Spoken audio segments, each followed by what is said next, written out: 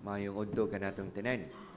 As we enter into the week of the Epiphany, as we celebrated yesterday the Sunday of the solemnity of the Epiphany of the Lord, we continue to hear on how God reveals His epiphanies to us. That means Jesus' way to reveal His very self to us, of making Himself known to us in many ways, many mysterious ways.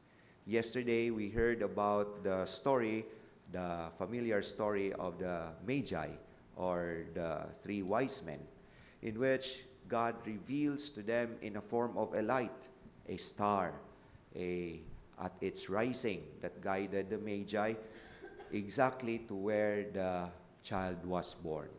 And He reveals to them, surprisingly, not according to their whims, but according to God's plan. God reveals His greatness in His littleness. To their surprise, they were not able to see a palace, but a manger, not even worthy for a human person to dwell.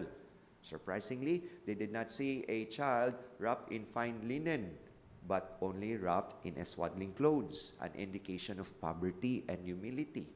They did not encounter the royal power in a royal grounds, but in a very quiet, silent, unassuming, insignificant littleness in the manger where the child was born. And therefore, this is the epiphanies of God, not on our own terms, but on God's term.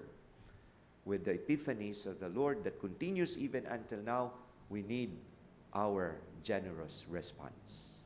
The first reading from the first letter of John, we are told about the proper response of believing. We have to believe in the Lord Jesus Christ, even to test the spirit of truth and the spirit of deceit.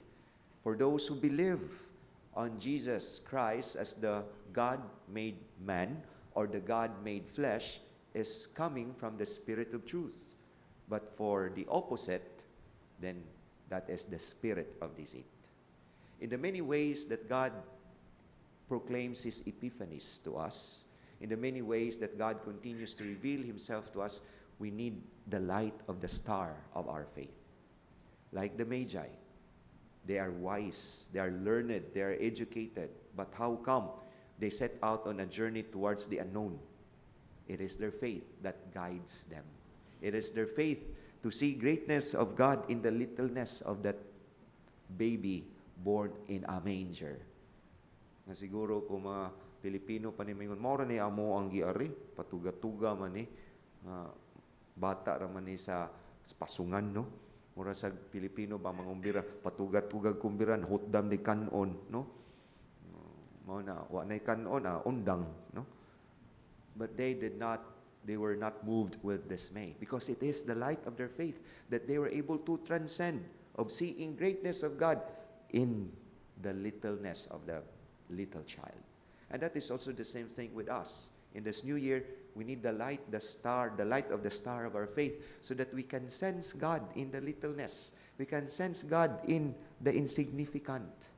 We can sense God in the humilities of people.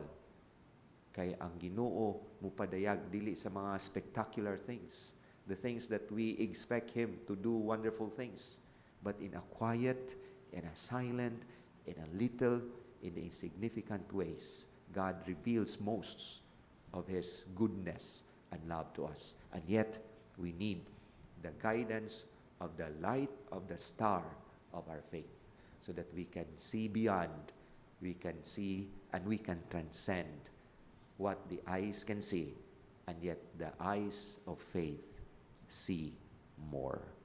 Amen.